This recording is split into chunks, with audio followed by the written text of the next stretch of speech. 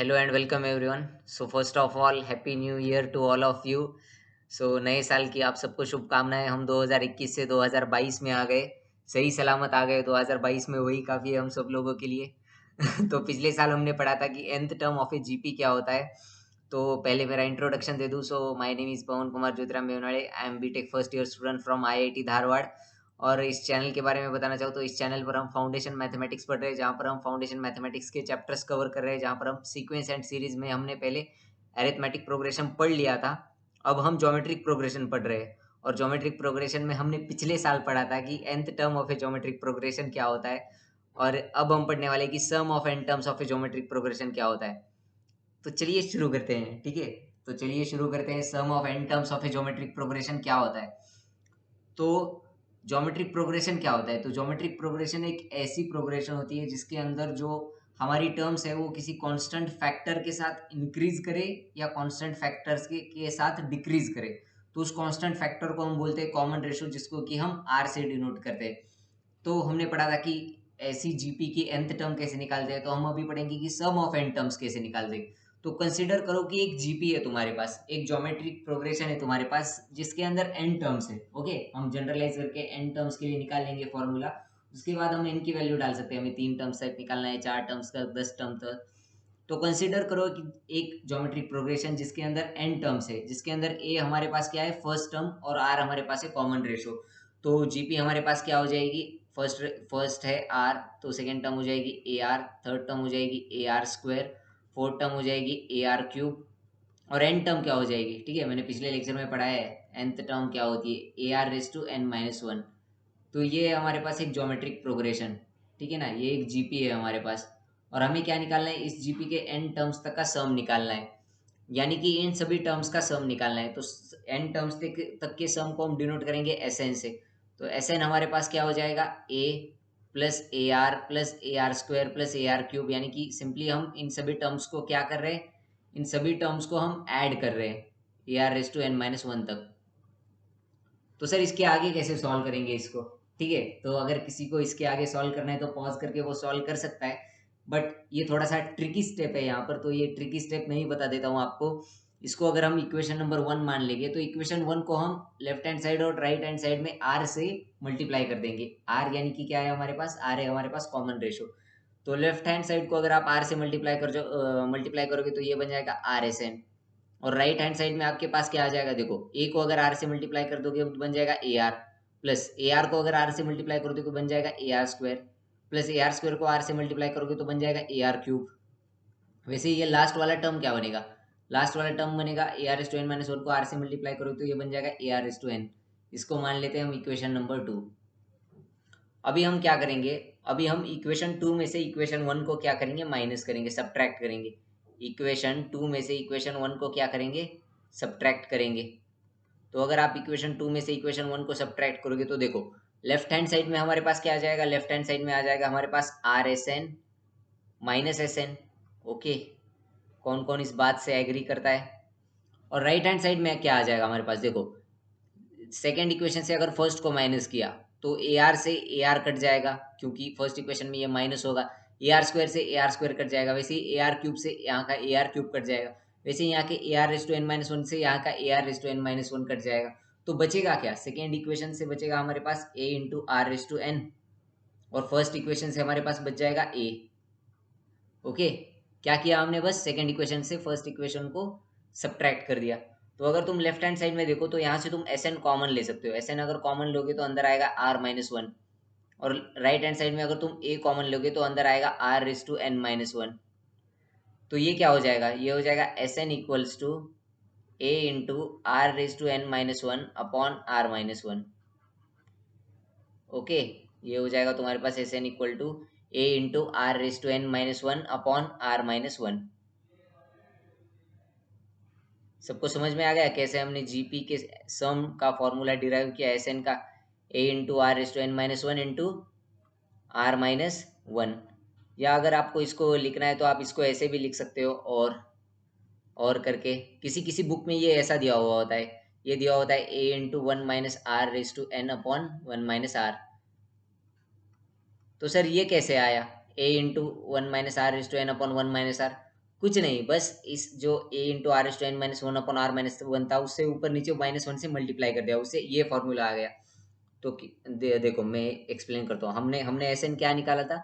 S n हमारे पास आया था a into R S to N minus one upon are minus one. तो इसकी दोनों टर्म्स को अगर तुम ऊपर नीचे -1 से अगर मल्टीप्लाई कर दोगे, -1 से यानी 1 से ही, ऊपर नीचे -1 से मल्टीप्लाई कर रहे हैं मतलब होल इक्वेशन को हम 1 से ही मल्टीप्लाई करें, तो ये क्या बन जाएगा? a इंटू, देखो ये माइनस ब्रैकेट के अंदर चला गया तो ये बन जाएगा 1 minus r raise to n upon 1 minus r. ठीक है, तो किसी किसी बुक में ये फॉर्मूला दिया होता है, किसी किसी बुक में ये दिया होता है, किसी किसी बुक में ये दिया हुआ होता है, तो दोनों को देख के कंफ्यूज नहीं होना है। दोनों फॉर्मूले क्या है हमारे पास? सेम ही है दोनों फॉर्मूले। तो ये था हमारे पास जीपी की nth टर्म तक का सम। तो मेरे पास कुछ क्वेश्चन है आपके लिए, मैं कुछ क्वेश्चंस लेके आया हूँ, तो इन क्वेश्चंस को अभी हम सॉल्व करेंगे, उससे आपको ये कॉन्सेप्ट ज़्यादा क्लियर होगा कि sum up to n terms क्या होता है। ठीक है, एग्जाम्पल से कोई भी चीज़ ज़्यादा क्लियर होती है। तो फर्स्ट एग्जाम्पल है हमारे पास, देखो क्या बोला गया, how many terms of the series 2 6 18 54 amounts to 242। तो हमारे, तो अगर किसी को ट्राई करना है तो वो पॉज करके ट्राई कर सकता है। मैं तो बता ही दूंगा यहाँ पर मैं किस लिए बैठा हुआ हूँ, आपको बताने के लिए तो बैठा हुआ हूँ। ठीक है, तो देखो हमारे पास क्या दिया हुआ है, मैं बता देता हूँ, किसी ने ट्राई कर लिया होगा शायद। 2 6 18 54, ये एक हमें सीक्वेंस दिया हुआ है। सर क्या ये सीक्वेंस एक जीपी है? चेक कर लो ना, देखो 2 को 3 से मल्टीप्लाई करें 6 आएगा, फिर 3 से 18, फिर 18 को 3 से मल्टीप्लाई करें तो 54 आ जाएगा। तो ये एक जीपी है हमारे पास, ज्योमेट्रिक प्रोग्रेशन है। ये कांस्टेंट फैक्टर से इंक्रीज कर रही है ज्योमेट्रिक प्रोग्रेशन। तो इस ज्योमेट्रिक प्रोग्रेशन के अंदर फर्स्ट टर्म क्या है हमारा? तो इस ज्योमेट्रिक प्रोग्रेशन के अंदर हमारा फर्स्ट टर्म है 2। सर कॉमन रेशो क्या है इसके अंदर? कॉमन रेशो है हमारे पास, देखो 6/2 करोगे तो 3 आएगा, तो 3 है हमारे पास कॉमन कॉमन रेशो इस जीपी का। और हमें क्या बोला गया है कि इस जीपी की कितनी टर्म्स हम ले जिससे कि उन सभी का सम हमारे पास क्या आना चाहिए? 242 आना चाहिए। तो हम ले लेते हैं, लेट्स टेक कि n टर्म्स तक हमें सम करने के बाद हमारे पास 242 आता है। तो हम लेंगे कि एस एन इक्वल्स टू 242, मान लेते हैं हमारे पास एस एन है 242, और हमें यन क्या है हमारे पास? यन हमें निकालना है कि यन क्या होगा। तो एस एन का फॉर्मूला हमें पता है, sum up to n terms GP की क्या होती है, वो होता है a into r raise to N minus one upon are minus one. तो एस एन हमारे पास है 242, तो देखो ये क्या हो जाएगा, ए हमारे पास क्या है 2, कॉमन रेशो क्या दिया हुआ है हमारे पास 3, so 3 raise to N minus one upon 3 minus 1 यानी कि 2 ही हो जाएगा। ये किसके बराबर आ जाएगा? 242 के। हमें n निकालना है यहाँ पर, ठीक है ना, हमें यहाँ पर n निकालना है। तो ये क्या हो जाएगा, 2 से 2 कैंसिल हो जाएगा, ये आ जाएगा 3 raise to N minus one equal to 242। तो ये अगर 1 को उधर भेज दोगे तो ये आ जाएगा 3 raise to n equals to 243। तो आते ही क्या 3 के किसी को? 3:1 3:2, सो 3:1 3 होता है, 3:2 9, 3:3 27, 3:4 81, 3:5 243। तो 243 को हम लिख सकते हैं 3:5। तो यन क्या हो जाएगा हमारे पास? यन हो जाएगा 5। तो अगर आप इस जीपी की पहली 5 टर्म लेंगे यानी कि 2 6 18 54 और उसके बाद की 5th टर्म, उसका सम क्या आएगा आपके पास? 42 आएगा। तो हमारे पास ये आंसर हो गया बी 5। आप ले भी सकते हैं, 5 टर्म्स लेके सम कर सकते हैं, ये आपका होमवर्क रहेगा अगर आपको चेक करना है तो सबको समझ में आ गया एस एन का फॉर्मूला कैसे यूज करना है, sum up to n terms GP की क्या होती है। एक और क्वेश्चन कर लो इसके ऊपर ही, देखो क्या बोला गया है इस क्वेश्चन में। इस क्वेश्चन में बोला गया है कि what is the sum of the series 1,1/2, 1/4 up to 6 terms.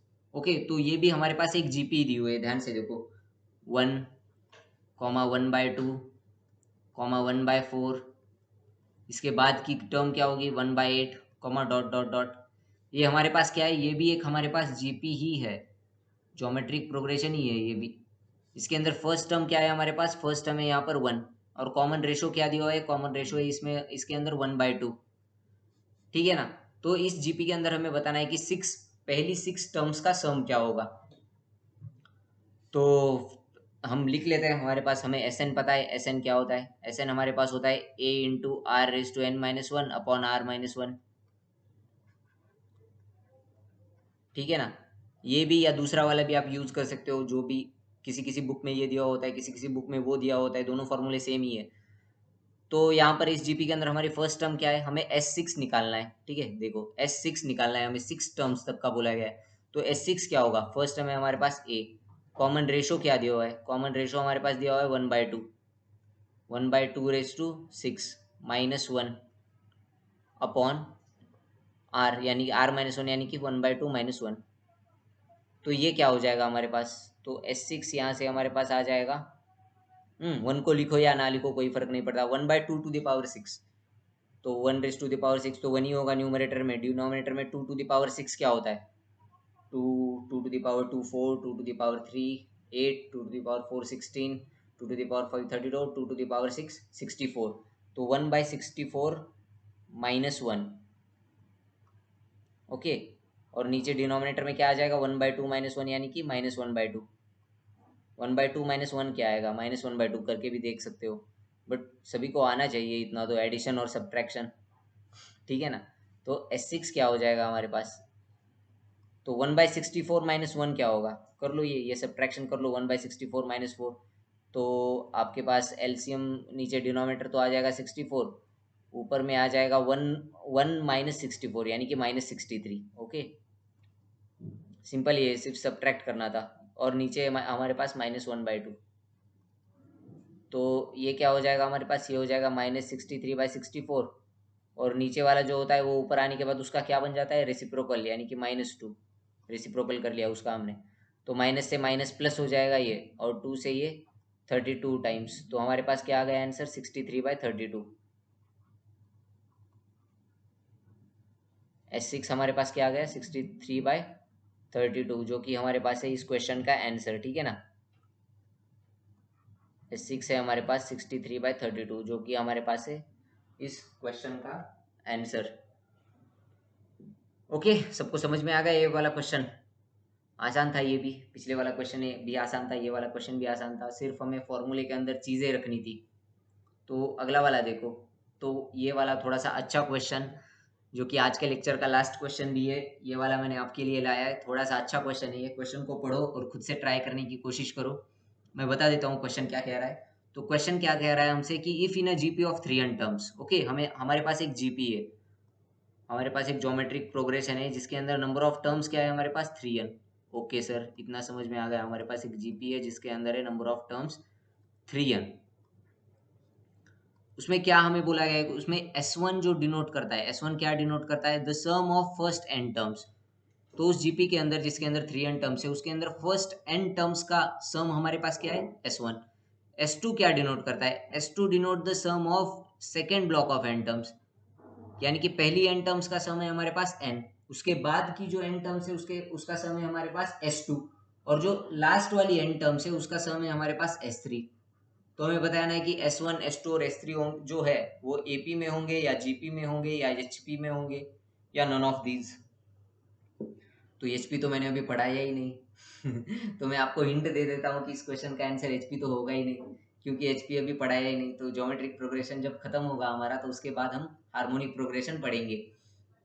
तो पॉज करके ट्राई कर सकते हो इस क्वेश्चन को अगर करना है तो चलो मैं बता भी देता हूँ अभी क्या होगा, जिसको करना था उसने कर लिया होगा ट्राई।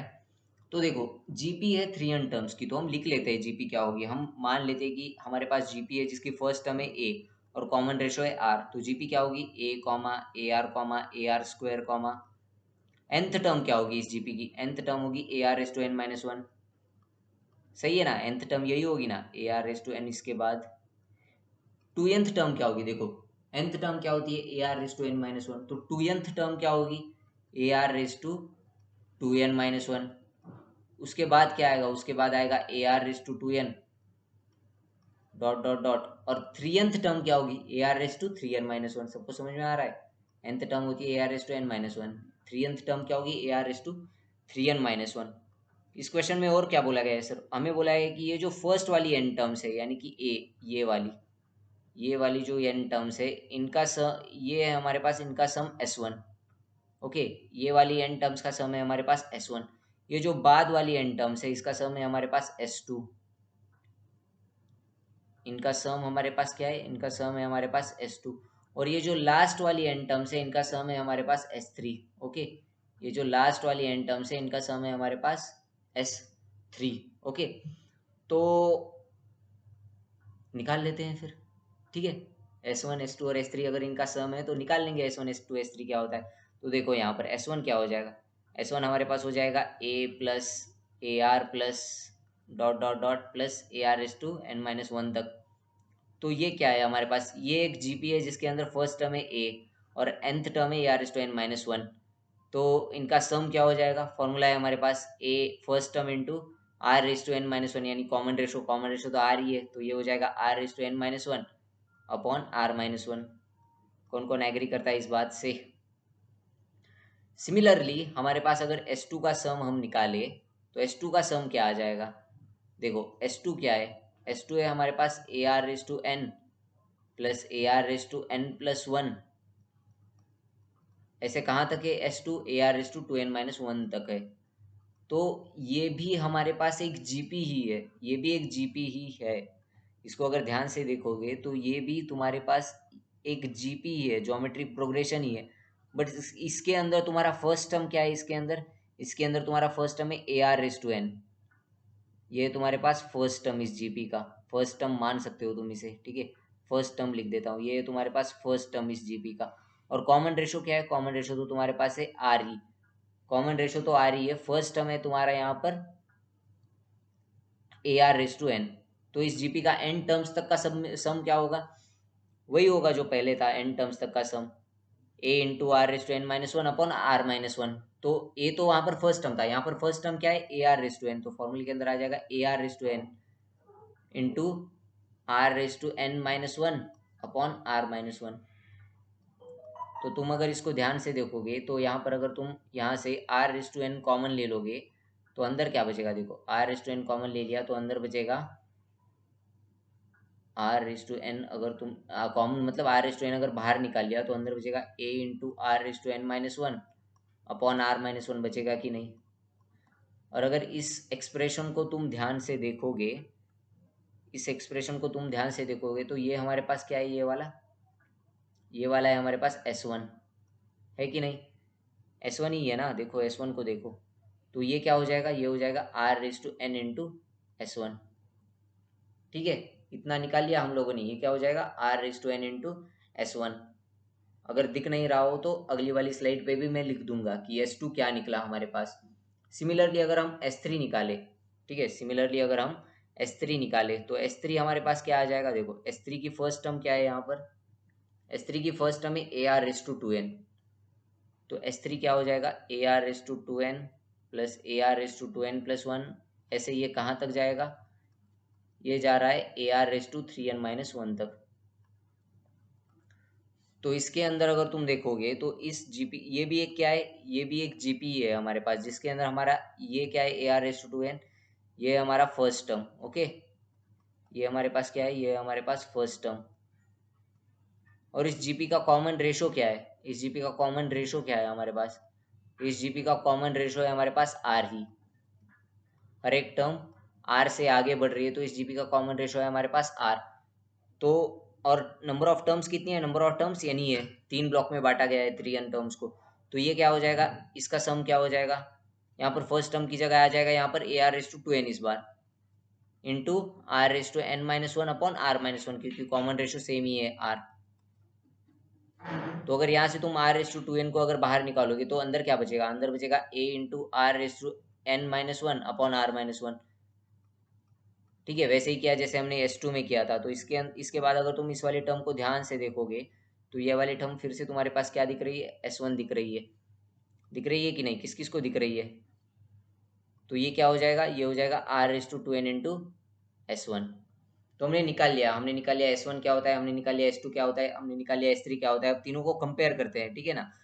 तो S1 है हमारे पास S1 ही, S2 क्या निकल के आया हमारे पास, S2 निकल के आया r raise to n into S1। देखो यहाँ पर दिख रहा है ना तुम्हें S2 क्या निकल के आया r raise to n into S1, यानी कि हम लिख सकते हैं S1 इंटू आर रेस टू एन या r raise to n into S1, कुछ भी लिख सकते हो, दोनों में से, दोनों सेम ही चीज़ें हैं वैसे, r raise to n into S1। और S3 क्या निकल के आया, S3 आया r raise to two n into S1। तो अब बताओ S1 और S2 S3 AP में है या GP में है या HP में है। तो सिंपल से दिख रहा है यार, तीनों जीपी में है सर, तीनों ज्योमेट्रिक प्रोग्रेशन में है। क्यों है ज्योमेट्रिक प्रोग्रेशन में? क्योंकि देखो एस और यहाँ पर ज्योमेट्रिक प्रोग्रेशन में तो है ही तीनों। अब कॉमन रेशो बताओ, कॉमन रेशो क्या है तीनों के बीच में, S1 S2 S3 के बीच में?